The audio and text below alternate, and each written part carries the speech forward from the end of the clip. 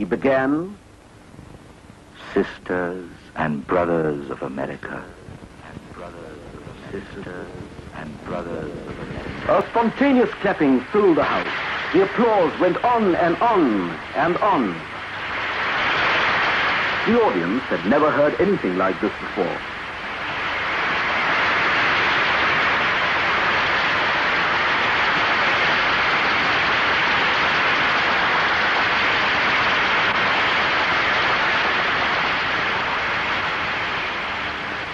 Sisters and brothers of America, I thank you in the name of the most ancient order of monks of the world.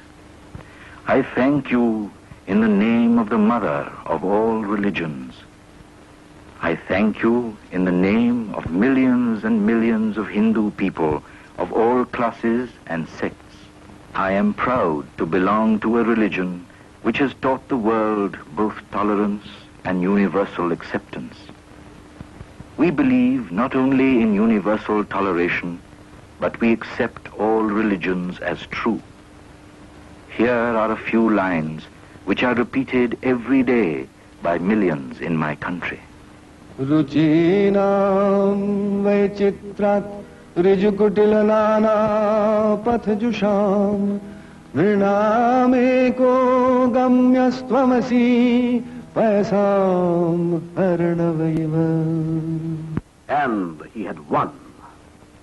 Upon the banner of every religion will soon be written, in spite of resistance, help and not fight, assimilation and not destruction, harmony and not dissension. The Swami had not come to criticize only. His admiration of the new world was frank and unstinted. Hail, Columbia, the motherland of liberty. It has been given to thee to march at the vanguard of civilization with the flag of harmony. His speech had been like a tongue of flame. Everybody else was forgotten by his commanding and spectacular performance. The papers were full of him. They wrote, "He is undoubtedly the greatest figure in the Parliament of Religion." A picture of Swami Vivekananda, called the Hindu monk, was displayed on the streets of Chicago. People passing by paid instinctive homage to the presence. Previously, he had nearly succumbed to poverty. Now it was an opposite danger. He was about to be smothered by riches and attention. At night, he could not sleep on the soft bed that had been prepared for him. Rolling on the ground and thinking of his countrymen and their lot, he cried, "O Mother, what do I care for name and fame when my people and my motherland are sunk in the utmost poverty?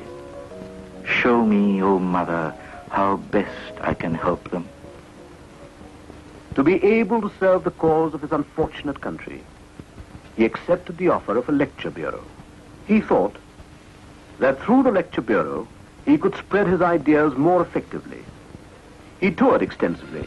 As India's first unofficial ambassador, he placed India and all that was best in her culture before the modern world. But it was not all roses. His sudden success had given rise to jealousy. For a long time, slander and persecution followed him like a black shadow. In the end, it all died a natural death.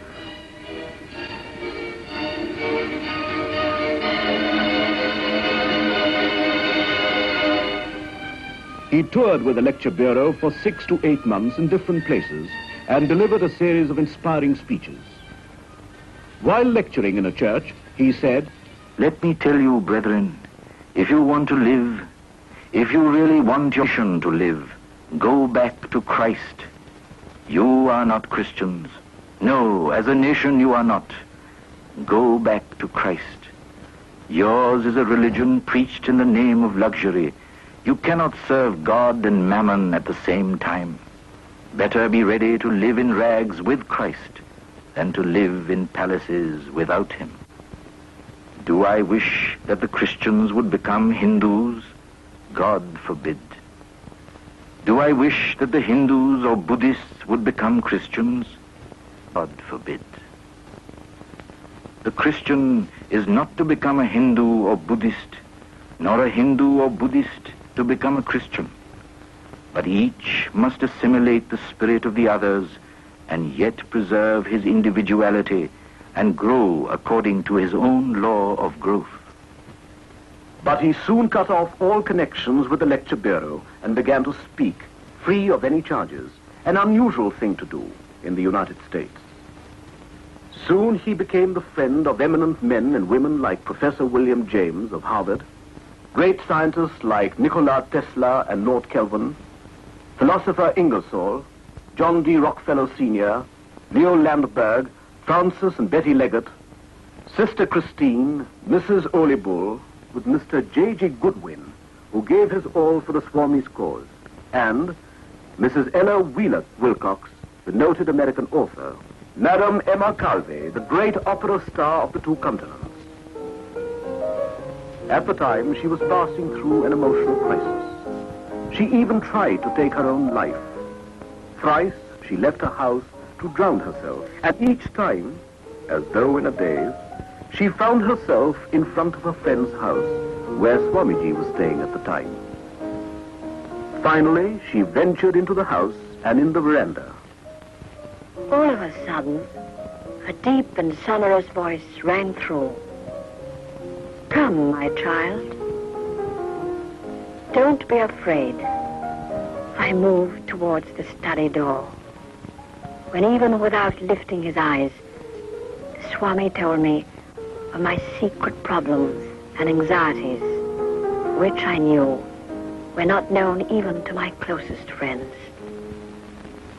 It seemed miraculous, even supernatural, but his words were of great solace to me. I was overwhelmed, and I knelt down. An inner door seemed to open before me. I was at peace with myself for the first time in so many months. It was during this busy period that he found time to write works like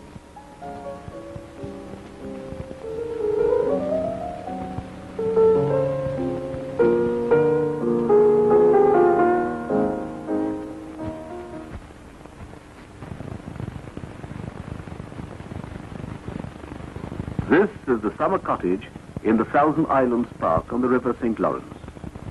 Here, with 12 American disciples, the Swami passed 7 memorable weeks. To this intimate group, he revealed brilliant flashes of illumination and the most profound wisdom. These were later published as inspired talks. Never was a title more justified. After he had stabilized his work in America, he turned to Europe briefly. This is London, 1895, where the Swami spent some time meeting and talking to people and giving them a better idea of Vedanta. His greatest acquisition in England was without doubt Miss Margaret Noble, a name that will always be remembered with gratitude while India lasts. England also gave him Mr. and Mrs. Sevier. The couple donated all their life savings to the cause and made India their second home. After 4 years of travel and ministry to different countries of the West, Swami Vivekananda was returning home with some of his disciples. Yes, the tour had been a success, a triumph, to find his militia ready for his word of command. But never did he expect that the whole nation, the people of India, would rise to a man and give him a welcome, the like of which has never been seen before or after.